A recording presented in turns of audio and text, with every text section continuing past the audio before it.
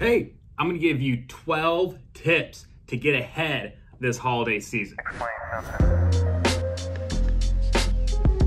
You got 2 weeks to avoid sabotaging New Year, New You. Maybe you're at home, maybe you're in the office, maybe you're just trying to make it through the holidays this year. So here are some tips to get ahead and not behind this holiday. If you're working from home, we got 4 tips for you. Number 1, if you're lacking a holiday spirit and feel the need to spruce up the digs, do so with decorations.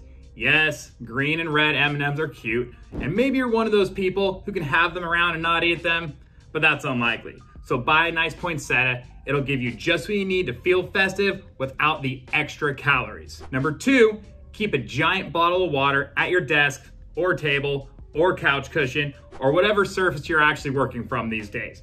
Drinking water throughout the day should be a high priority year-round, but it's especially important when the holiday sweets are around. It'll keep you full and it'll satiate that desire to consume, and it'll feel a lot better than the alternative, which is most likely those overly frosted processed sugar cookies you swore you weren't gonna buy this year, which also are my favorite. Number 3, if you just have to bake, make sure you have enough disposable Tupperware on hand to give away your goodies.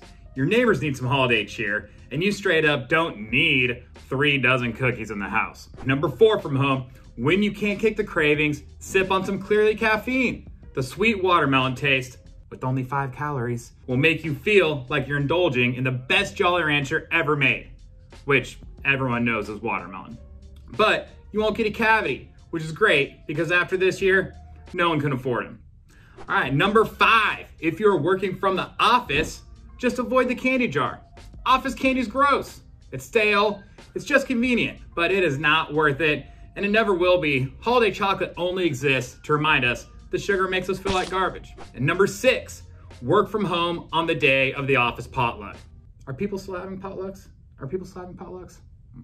Anyway, as if you ever wanted to eat lukewarm food out of some stranger's crock pot that was cooked in a house you've never been in, take this opportunity to decline politely. Just blame it on COVID. Your boss will understand, and there's probably dog hair in it anyway. Definitely cat hair in it. Number 7, if your obnoxiously sweet coworker gives you a bag of holiday treats, say thank you, and then re-gift. Your neighbor's kid or the next nearest homeless person will enjoy it more than you, and what your coworker doesn't know won't hurt her. Thanks, Karen. Number 8, pastries. Not pasties, pastries. All right. Why do people think it's a kind gesture to bring pastries? Most people can't resist them, but you can. Just remember, someone's gonna bring more next week because it's office culture, so you can skip them this time. Now, when you're gathering for a holiday dinner, which isn't recommended right now, but if you're gonna do it anyway, all right, that brings us to number 9. Make a list of priorities.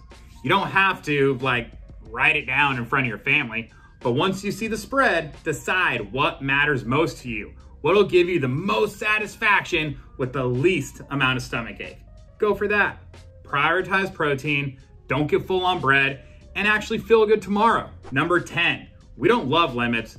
We also don't love drinking our carbs. And too many glasses of eggnog, or wine, or hot buttered rum, or sparkling cider will honestly just make you feel like and we don't want to feel like so limiting the amount of sugar you drink this holiday is in your best interest. Number 11, remember Thanksgiving. It wasn't that long ago. You said you weren't gonna overeat because you say that every year. I say that every year. Do you say that every year? Anyway, but you did it anyway, which is what I do most years also. And then because of it, you can't sleep and your stomach hurt. Well, remember that. Try not to overeat. It's the easiest way to keep your body and mind from fighting on Christmas. Number 12, step away from the kitchen. Step away from the kitchen. Once you're done helping your aunt with the dishes anyway. Don't be a dick, gotta help with the dishes. But just go sit down in the living room, enjoy some time with your loved ones, and call it a night. As long as you don't get too drunk to make it home, this is what the holidays are for anyway. Spending time together. And remember, don't get too drunk to make it home. You're not as young as you were last Christmas. You may not be as fit either. And you don't want to accidentally break your presents. Okay? Either way, enjoy your day and have a happy holiday from C&K.